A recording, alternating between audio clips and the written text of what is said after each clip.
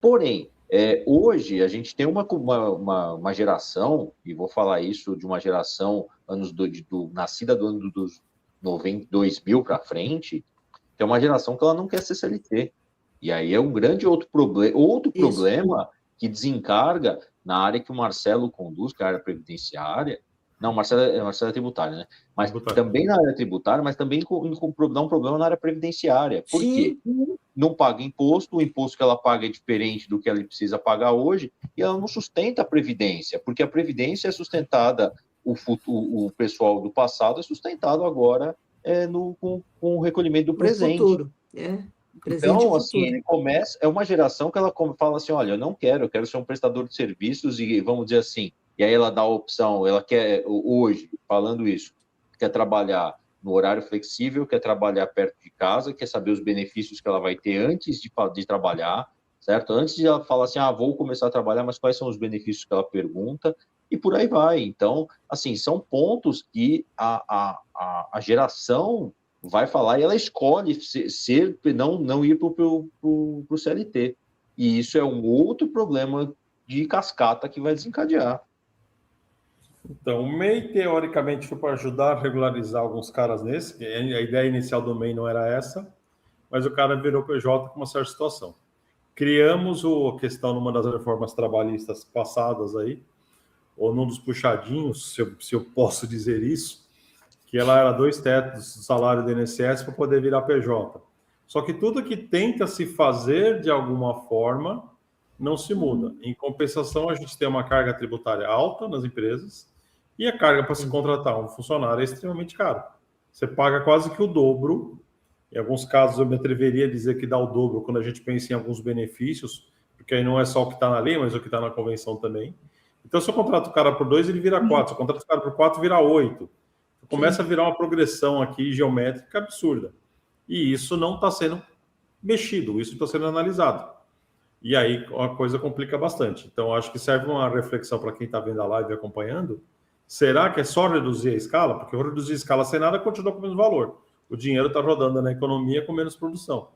Hoje, o que eu tenho de ferramentas que deveriam ajudar, foi assim quando começou os computadores, que era para ganhar mais tempo, a gente se ganhou mais tempo, fizemos o quê? Fomos trabalhar mais. Não fomos descansar. Porque o mundo está correndo atrás disso.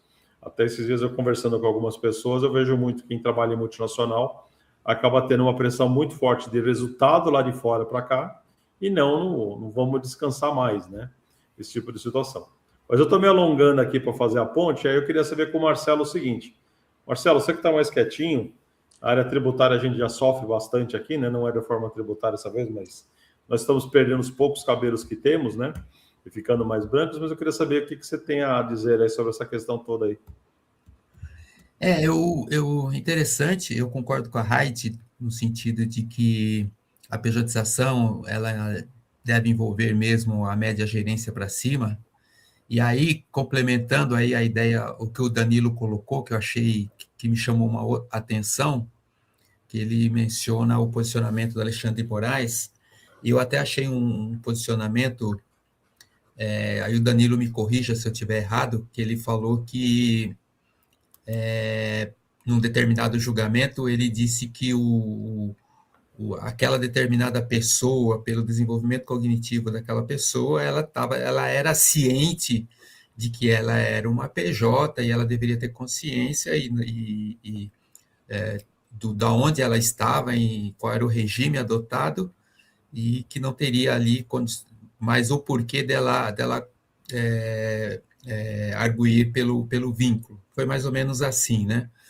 Chamando a atenção do nível da pessoa, o nível de conhecimento de que ela tinha para ser PJ. Por outro lado, e aí eu queria a opinião do Danilo também e da Heidi, teve essa polêmica da interferência do STF na Justiça do Trabalho. Nós sabemos que a última instância da Justiça do Trabalho é o TST, e ali deveria parar, né? Então, eu fiquei nessas duas situações, concordando com o posicionamento do STF, de que determinado nível, média gerência para cima, a menos que haja uma brutal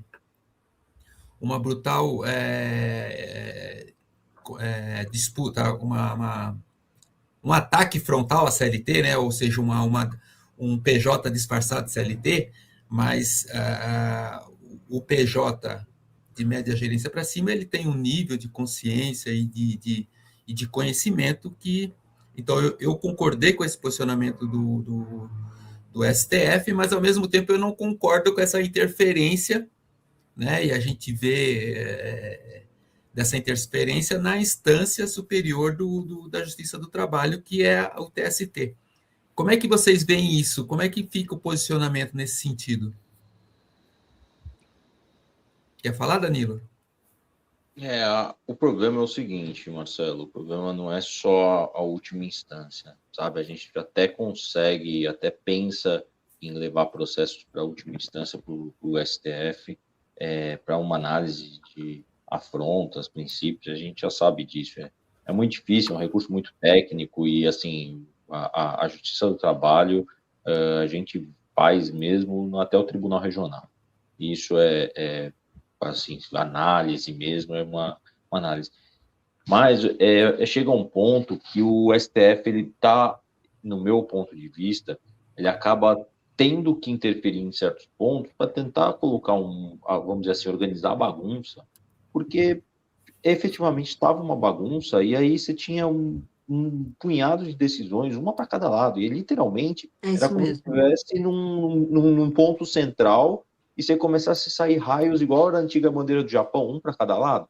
Cada hora tem uma decisão de um jeito. Então, assim, a decisão da pejotização foi necessária, eu entendo que ela é necessária. Por mais que você fale, olha, eu tenho um cargo de gerência, não tenho, é um cargo que vai ter uma segunda instância, uma terceira instância, o que vai acontecer, quem vai ser o PJ que vai participar disso. Mas eu entendo que, assim, ele precisava dar uma organizada no negócio.